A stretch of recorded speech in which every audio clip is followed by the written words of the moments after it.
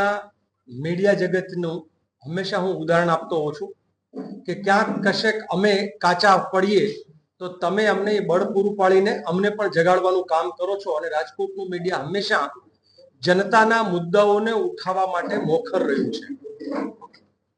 થોડા દિવસ પહેલા ભાઈ જિગ્નેશભાઈને હું દિલ્હીમાં એક પ્રેસ કરી કે કઈ રીતે મીડિયાના અવાજને દબાવી દેવાનું સતત ગુજરાતમાં એક ષડયંત્ર ચાલી રહ્યું છે।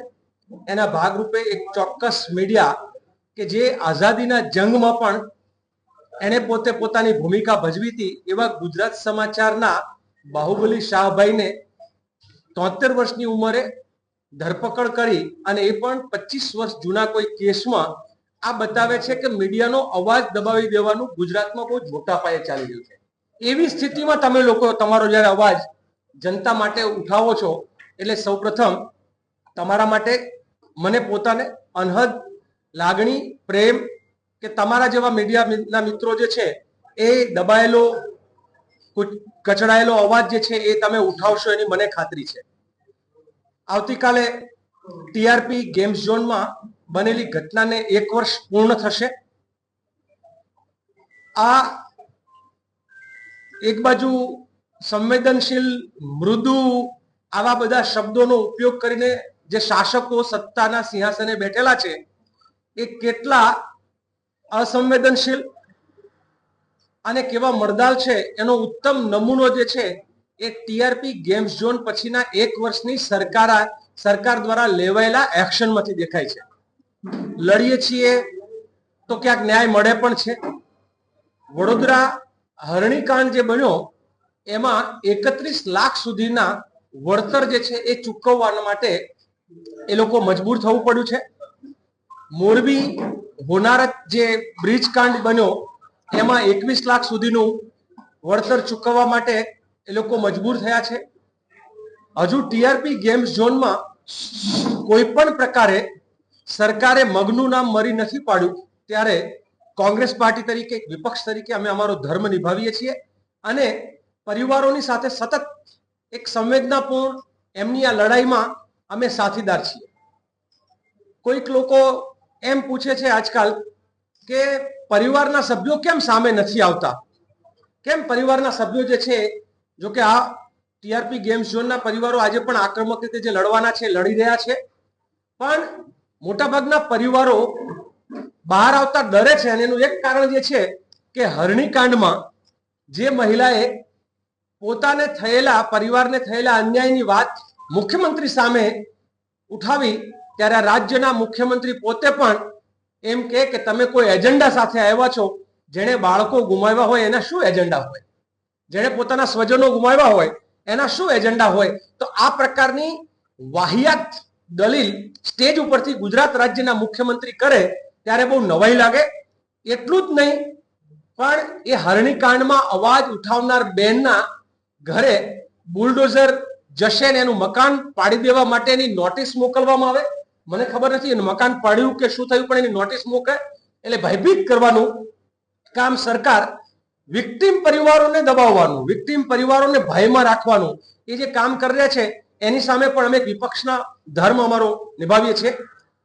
સતત ભાઈ વશરામભાઈ જેમ વાત કરી, મને એની પહેલા ભાઈ અતુલભાઈએ પણ જે માહિતી અપડેટ અહીંયા આપેલું એ પ્રમાણે કેટલાય દિવસોથી સંવેદના રથ કોંગ્રેસ કાર્યકર્તા જે છે એ વોર્ડમાં લઈને ફરે છે।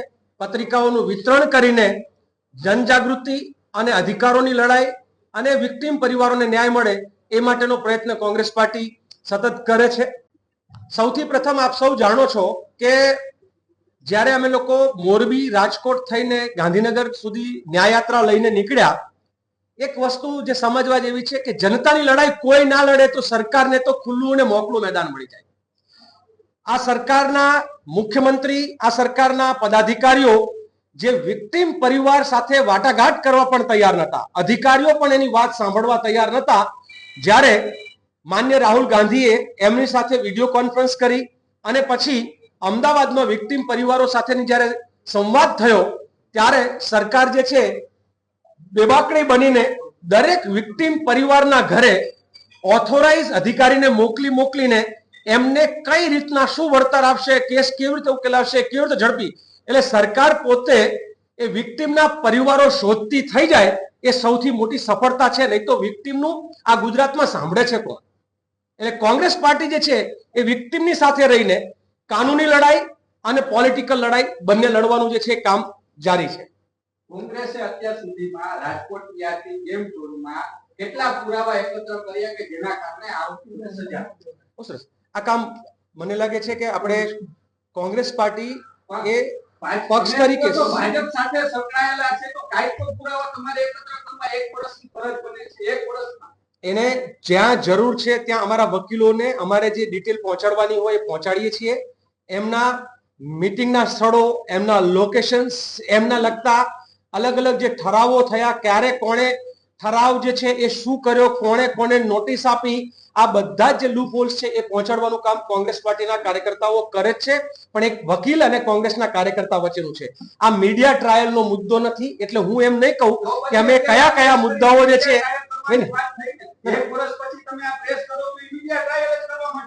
ના, હું નથી માનતો કે મીડિયા ટ્રાયલ છે. ના, હું આને મીડિયા ટ્રાયલ એટલે નથી ગણતો. કારણ કે ના ના, અમારી લડાઈ અમે કઈ રીતે લડીએ છીએ એની હું વાત કરી શકું. અમે શું શું માહિતી પહોંચાડી રહ્યા છીએ એની વાત હું જાહેરમાં કરી જ ના શકું. કારણ કે એક જાહેરાત એવી પ્રકારની વાત કરવાથી અમારા સોર્સિસ જે છે એ પણ અમને માહિતી આપવાનું બંધ કરી દે. એટલે મને લાગે છે કે આપણી શરૂઆતના પહેલામાં પણ જે માંગ કરી હતી કે ભ્રષ્ટાચારીઓ જે આના માટે દોષિતો છે એને આકરામાં આકરી સજા થાય અને એમાંથી છળકપટથી અને ભાજપી ગઠબંધનથી એવા લોકો છૂટી ના જાય. કારણ કે જેલમાં મોઢું બંધ રાખવા માટેનો જે પ્રયત્ન કરવા માટે થઈને ભાઈ સાગઠિયાભાઈને જે વારે વારે મળે છે, કોણ છે, શું છે, સૌ જગ જાહેર છે. નાની નાની માછલીઓ ફસાઈ જાય અને મોટા મગરમચ્છો છૂટી ના જાય. એટલે પહેલું કામ ન્યાયની પ્રક્રિયા છે ન્યાયિક રીતે થાય, એમાં કોઈ બાંધછોડ ના થાય.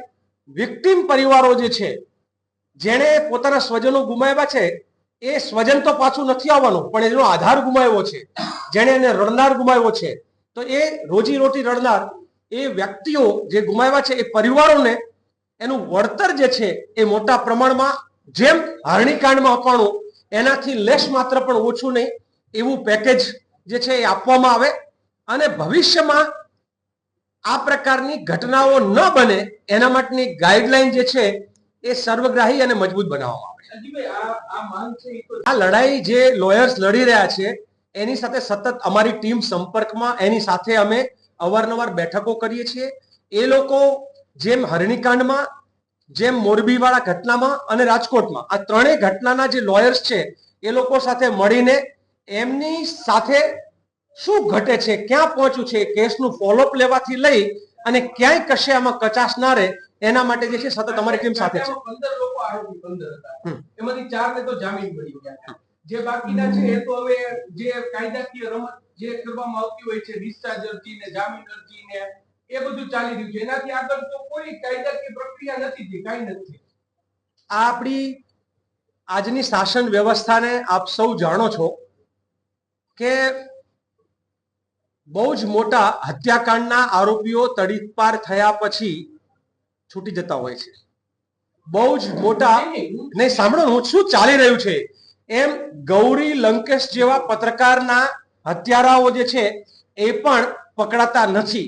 ત્યારે એવી સ્થિતિમાં ટીઆરપી ગેમ્સ ઝોનમાં હું રાતોરાત કોઈને બહુ મોટી સજા થશે ન્યાયની પ્રક્રિયામાં એવું નહીં. સરકારથી થાય એટલી તાકાત લગાવશે શાસકો છે. કારણ કે શાસકોને ખબર છે કે એના અધિકારીઓ મોઢું ખોલશે તો પ્રોબ્લેમ થશે, તો પછી એમાં મોટા મગરમચ્છો જે છે એ આમાં આવશે. એટલે આ કેસને એ લોકો ડિલે કરવા માટેના ટેકનિકલી જેટલું પણ કામ કરવું પડે કરશે. એક બાજુ સરકાર એના તરફથી આખી ન્યાયની પ્રક્રિયાને ડિલે કરવાનું કામ કરશે. અમે એ ન્યાયની પ્રક્રિયા ઝડપી થાય અને સાચો ન્યાય મળે એના માટે લડશું. કાનૂની વ્યવસ્થા એ અમારા હાથની વસ્તુ નથી. લોયર્સ દ્વારા જેટલું લડી શકાય એટલું અમે આ વ્યવસ્થામાં લડશું. જારી છે, હજુ ન્યાય મળવાનો બાકી છે. જ્યાં સુધી ન્યાય નહીં મળે ત્યાં સુધીની આ લડાઈ જે છે એ અમે લોકો જારી રાખવાનો નિર્ણય કર્યો છે. આવતીકાલે મીણબત્તી સાથે કેન્ડલ માર્ચ સાથેનો કાર્યક્રમ જે છે એ જિલ્લા પંચાયત ચોક ખાતે સાંજે 7:30 વાગે રાખેલ છે. આપ સૌ પણ એમાં આવશો અને સંવેદનામાં આપ પણ આ શ્રદ્ધાંજલિ કાર્યક્રમમાં ભાગીદાર થશો એવી હું આશા અને અપેક્ષા રાખું છું. સાથે સાથે એક વાત તમને મારે એ પણ કહેવી છે કે ગુજરાત આખું જે છે, કારણ કે જ્યારે રાજકોટમાં મળ્યા હોય ત્યારે એક સ્વાભાવિક વાત થાય કે ગુજરાતમાં લોકતંત્ર ચાલે છે કે દંડા અને ગુંડાનું રાજ ચાલે છે, આ બે વચ્ચેનો ભેદભાવ કરવો બહુ મુશ્કેલ પડી રહ્યો છે. ગુજરાતના અનેક જગ્યાઓમાં વિધિવત રીતે ચૂંટાયેલા ધારાસભ્યો અથવા એમના દીકરા અથવા એમના સ્વજનો અત્યારે જનતાને દબાવી રહ્યા છે, ક્યાંક નગ્ન કરીને મારી રહ્યા છે, ક્યાંક મોટા પાયે ભ્રષ્ટાચાર કરીને મિનિસ્ટરનો પદ પણ ભોગવી રહ્યા છે, જેના બે દીકરાઓ કરોડોના હજારો કરોડોના ભ્રષ્ટાચાર પણ કરે. એટલે ગુજરાતનું આજનું શાસન એ ગુંડાઓ ભ્રષ્ટાચારીઓ દ્વારા ચાલતું એક શાસન બની ગયું છે. અને ભય, ભૂખ અને ભ્રષ્ટાચાર એ આજના શાસકોનો જાણે શિષ્ટાચાર બની ગયો છે.